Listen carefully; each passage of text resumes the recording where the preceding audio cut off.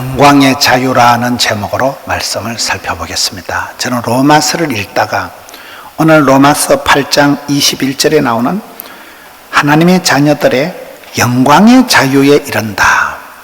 영광의 자유라는 단어에 제 시선이 멈추었습니다.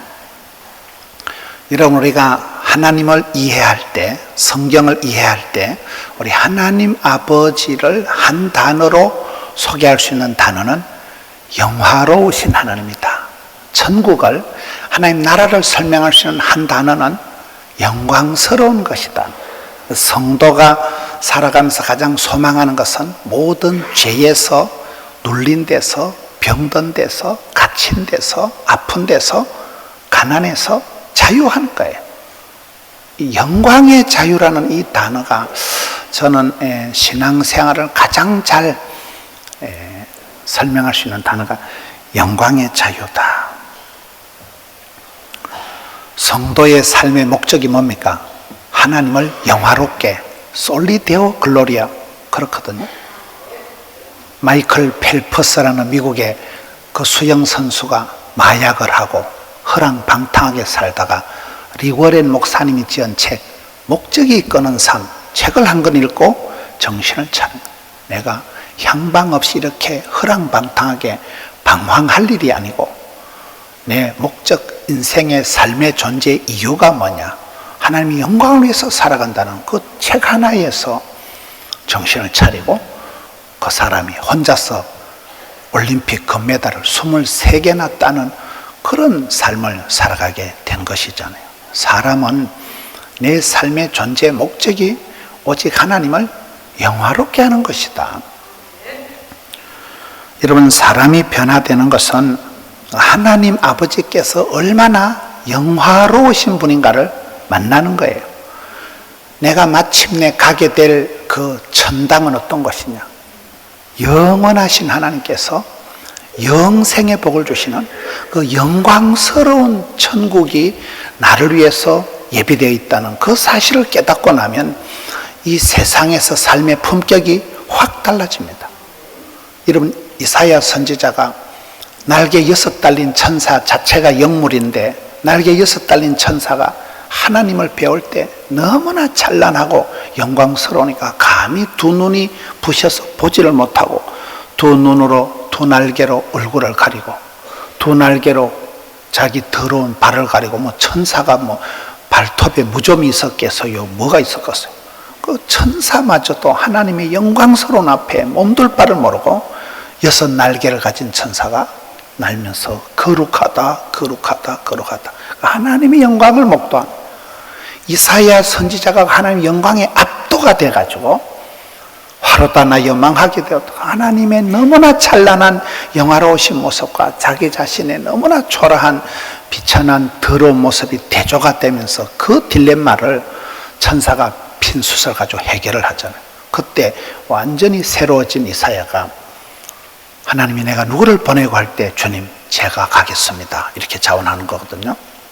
서대반 집사가 돌멩이가 날아와서 피투성이가 되는 그 순교의 현장에서 하늘을 우러러보니까 그 성경에 보면 하나님의 영광과 우리 주님께서 보좌 우편에 서셔서 그 서대반 집사를 향하여 팔을 벌리고 계신 것을 볼 때에 너무나 영광스러워서 돌멩이가 날아와서 그런 고통의 현장에서 눈도 깜짝 안 하고 현재의 고난이 장차 받을 영광과 이 비교가 안 되는, 여러분, 우리가 성도의 삶이 영화롭게 되는 것은 로마서 오늘 말씀에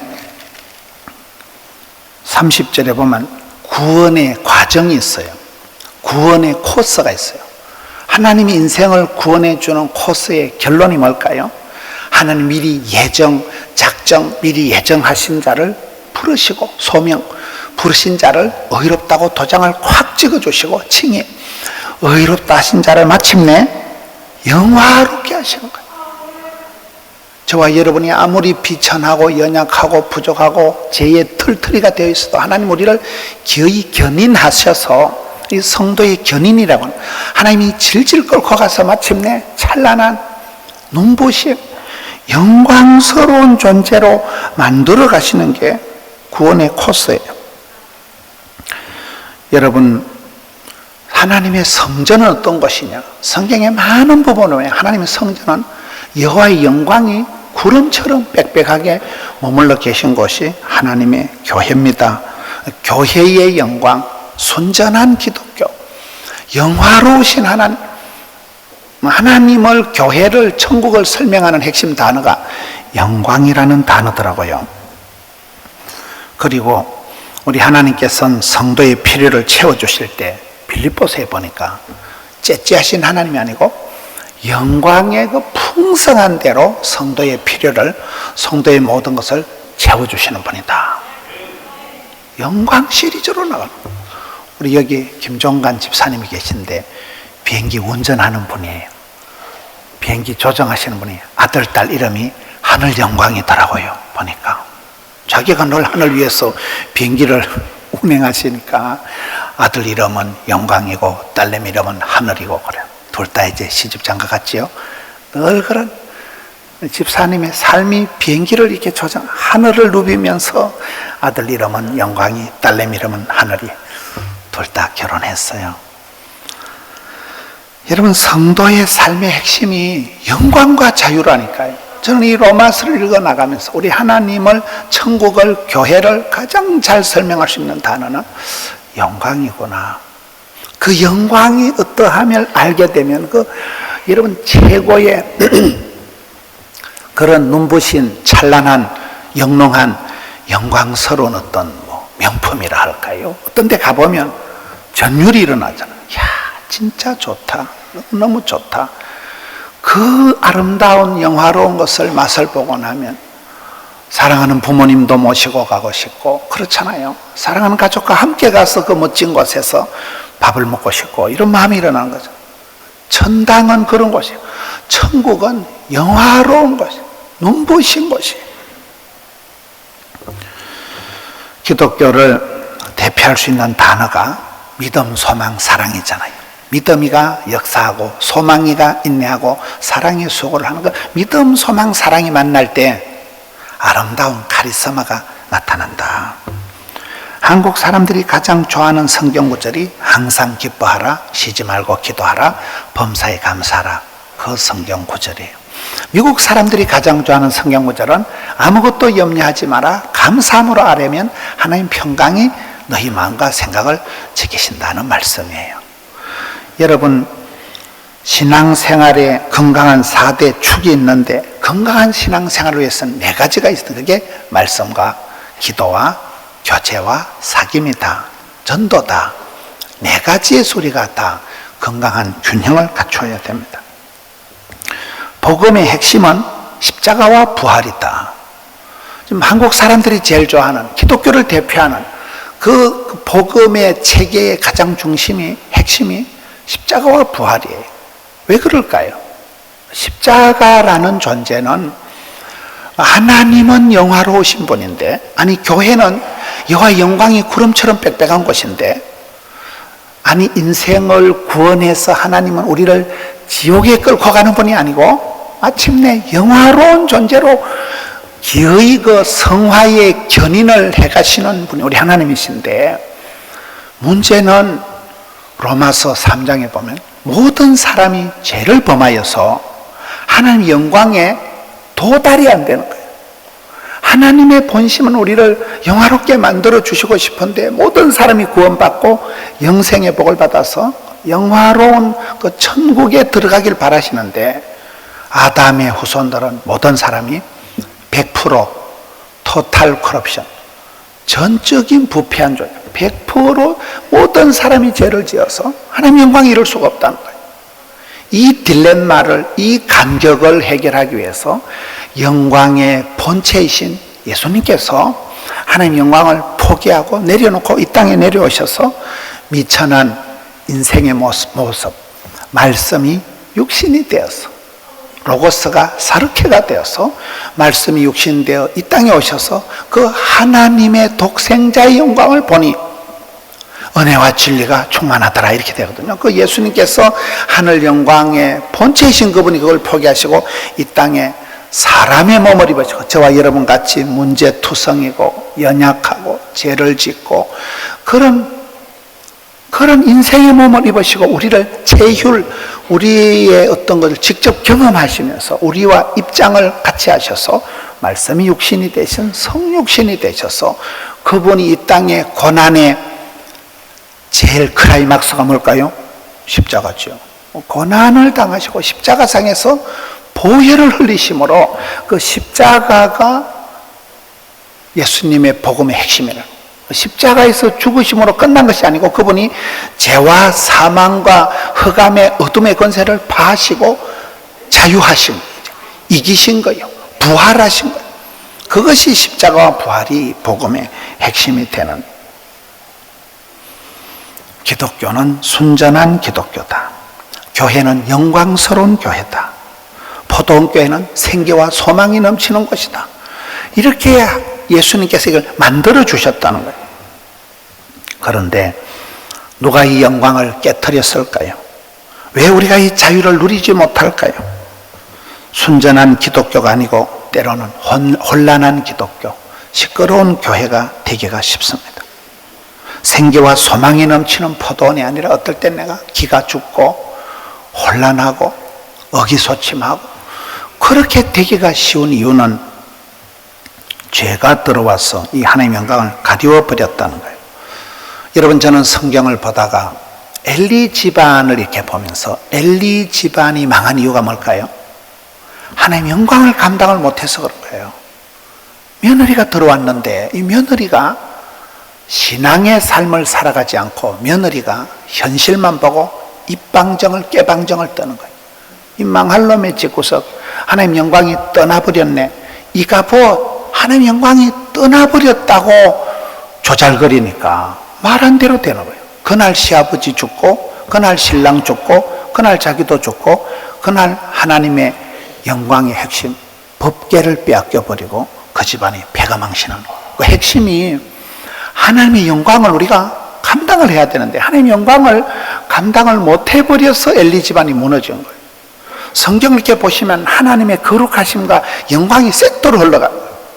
하나님은 거룩하신 분, 영화로우신 분인데 이사야서에도 보면 하나님이 거룩하다 하나님의 영광을 보면 이렇게 나가거든요. 이런 모세 할아버지가 돌아가신 사인이 하나님의 거룩을 감당을 못한 것도만 성경을 보면 모세 할아버지가 충분히 120세까지 건강 장수하셨지만 그래도 죽은 이유가 있잖아요. 마지막 그 죽은 사인은 하나님의 거룩을 감당을 못한 거예요. 그 가데스 바네아에서 하나님께서 모세야, 내가 너에게 명하여 반석에서 물을 내라고 내가 오다를 내렸잖아. 네가 왜 내 거룩함을, 하나님의 거룩을 나타내지 않고 네가 왜 혈기를 부리고 네가 왜 감정을 부리느냐? 하나님 말씀대로 네가 안 하고 아무리 화가 나도 아무리 이스라엘 백성들이 보고를 채워도 너는 하나님의 거룩을 나타내야 될 존재인데 네가 뭐 때문에 짝대기를 들고 셀이 갈겨서 두 번이나 두들겨서 그때 네가 하나님의 거룩하심을 나타내지 않고 네가 혈기를 감정을 부렸기 때문에 너는 죽는다. 그게 모세의 사인이더라고요. 여러분, 우리가 이 험한 세상을 살아가면서 아무리 현실이 구질구질하고 아무리 현실이 징글징글해도 성도의 삶의 목적은, 성도의 삶의 견인은, 성도의 삶의 핵심은 하나님의 영광을 감당해야 된다니까요. 하나님의 영광을, 거룩을 감당해야 되는 거예요. 그런데 저와 여러분이 이 거룩을, 영광을 감당하기에는 내 자신을 봤을 때 아무리 봐도 내가 부족하게 짝이 없는 거예요. 내 자신이 너무나 연약한 죄에 매여 있는, 그렇기 때문에 그 연약함 때문에, 그 부족함 때문에 예수님이 오신 거예요. 모든 사람이 죄를 범하였으며 하나님의 영광이 이르지 못하더니 그리스도 안에 있는 속량으로 말미암아 하나님의 은혜로 값없이 어렵다 하심을 얻은 자 되었느니라. 이게 로마서 3장의 말씀인데, 속량이란 단어 자체가 이게 법적인 용어예요. 속량이란 단어가 노예가, 종놈이 있으면 그거를 몸값을 주고 사서 완전히 이렇게 자유인으로 만들어주는 걸 속량한다. 값을 주고 산다. 죄의 문제를 예수님께서 보혈을 흘려서 해결을 하셨다는 거예요. 이게 속량이라는 거예요.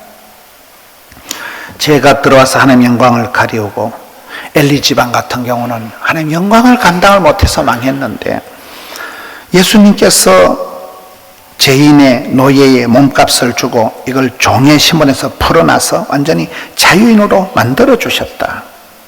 예수님께서 하신 사역이 그렇습니다. 이사야에 있는 말씀, 누가복음 4장에 있는 말씀, 주의 성령이 내게 임하셨으니 가난한 자에게 복음을 전하게 하시려고 내게 기름을 부으시고 나를 보내셔서 포로된 자에게 자유를, 눈먼 자에게 다시 보게 됨을, 눌린 자에게 자유롭게 하셨다.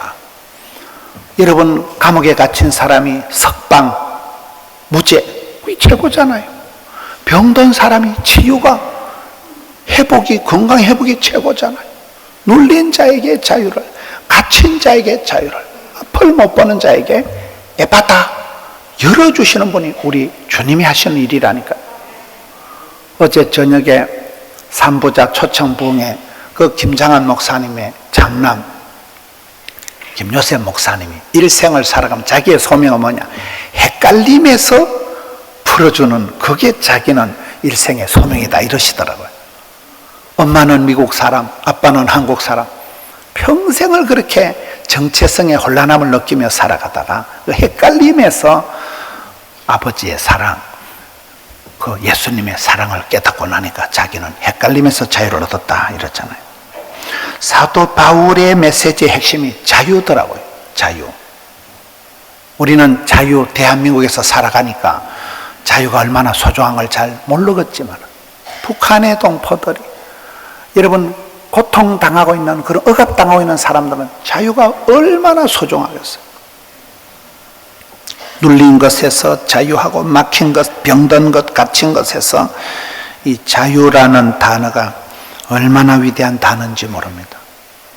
여러분, 우리가 세상 눈치 보지 않고, 사람한테 눈치 보지 않고, 모든 부분에 나는 자유다, 나는 자연이다, 그게 사람의 가장 궁극적인 가치거든요.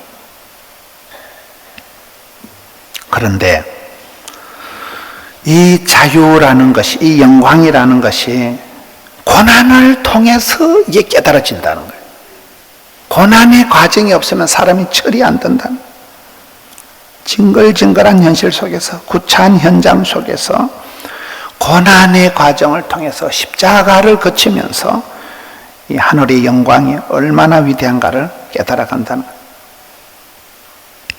히브리서에 우리 예수님께서는 그가 육체에 계실 때 자기를 죽음에서 능히 구원하실 이에게 심한 통곡과 눈물로 간과 손을 올렸고, 그가 아들이시면서도 고난을 순종함을 배워서 온전하게 되셨다. 고난을 통해서 비로소 이 십자가의 죽음을 통해서 우리를 구원의 반열로 옮겨버리죠. 십자가의 보혈을 통해서 우리를 재씻어주시는, 고난이 없으면 버린 자식입니다. 그래서 오늘 말씀의 시작이 현재의 고난과 장차 나타날 영광을 비교하는 거죠. 우리가 연약해서 범죄하고 실패하고 쓰러지고 자빠질 때 우리의 연약함을 도우시는 분이 성령님이라. 그분 우리의 연약함을 도우시고, 우리가 마땅히 기도할 줄도 잘 모를 때 직접 우리를 위해서 변호하시고 대언하시고 우리를 도우시는 분이 성령님이라는 것이 오늘 또 로마서 8장에 계속 26절에 나타나는 것입니다.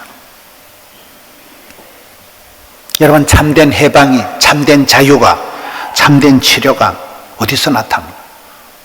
내가 이 땅에서 사탄 발림한다고 잠시 스트레스 푼다고 되는 게 아니에요.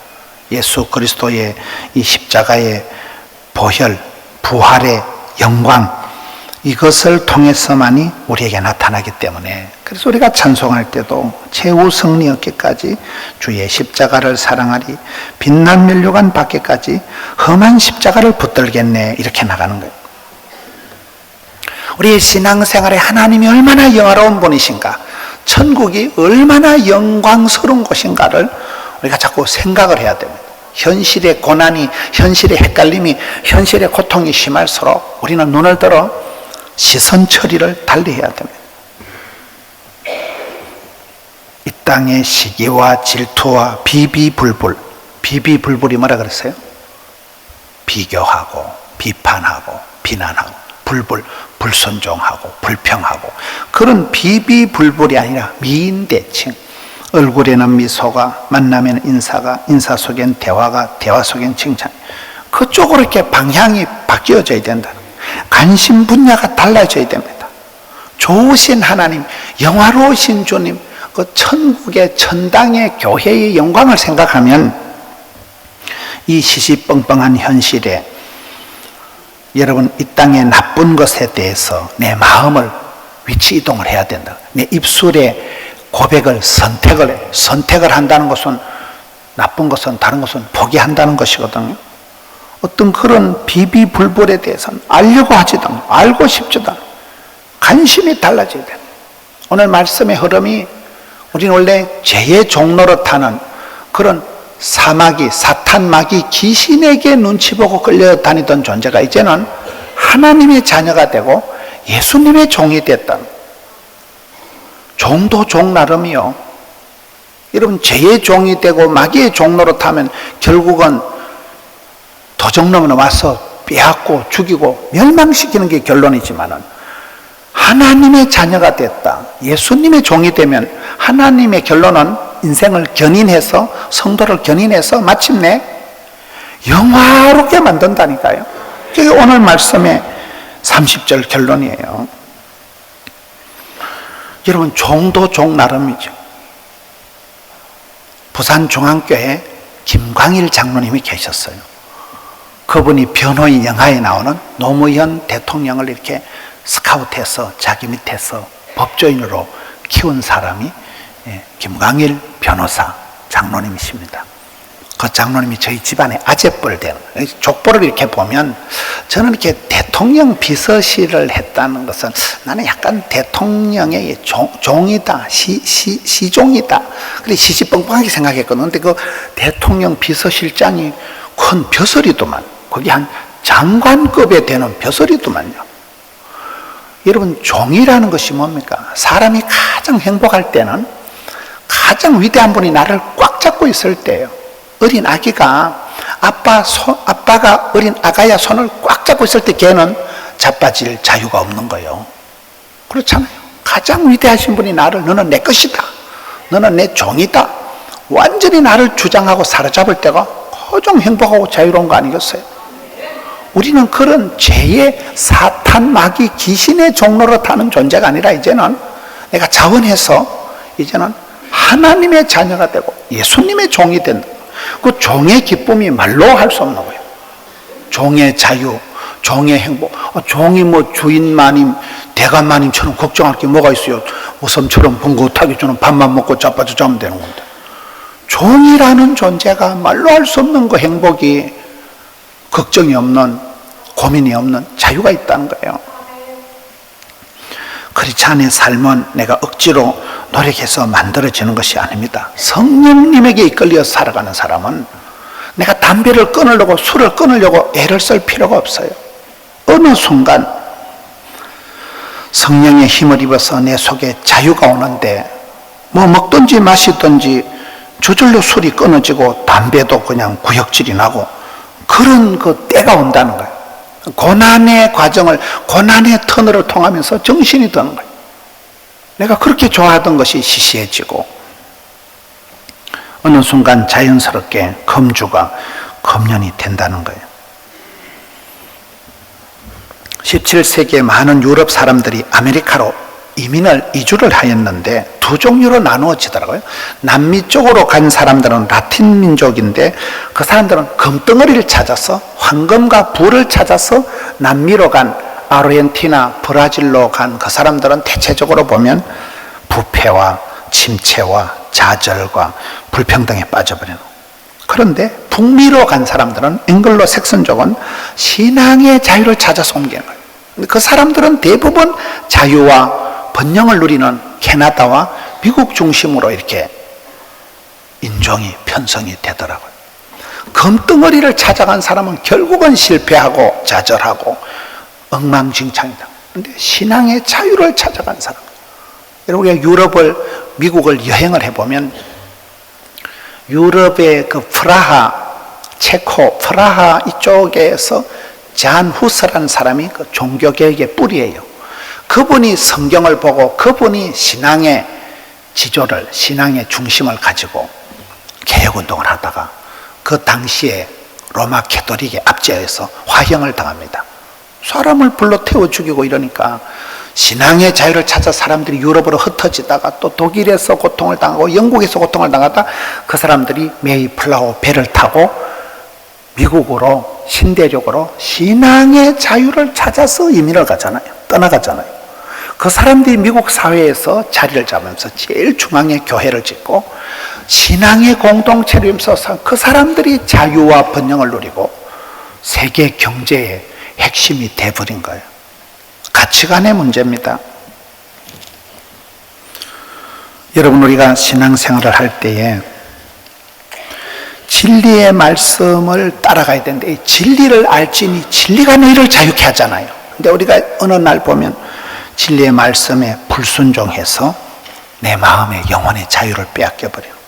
하나님의 은혜에 늘 감동해서 살아가는 게 그게 제일 좋은 건데 나도 모르게 은혜를 저버려서 은혜 속에서 강한 비결을 잃어버리는, 물질 만능의 해오리 바람을 몰고 이 경제가 급성장하고 최첨단 문화의 혜택을 누리는 것 같지만은 우리의 신앙의 세계에 마셔도 이 향락과 육적인 어떤 탐욕의 풍랑이 들어와 가지고 많은 신앙의 변질이 왔다는 거예요.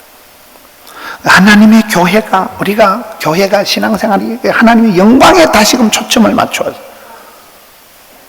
그렇지 않고 영화로우신 주님, 영광스러운 교회, 영광의 이 복음에 초점을 맞춰야 되는데 이 부분에 우리의 신앙에 문제가 왔기 때문에 눈물로 통회하고 다시금 내가 십자가의 길을 감당하자, 고난의 길을 내가 참고 나가자. 그럴 때 우리가 연약함을 보게 됩니다. 나는 왜 이렇게 세속적이고 정욕적이고, 내 연약함을 볼 때 내가 다시금 주님을 찾을 수밖에 없는 나는 연약한 존재구나.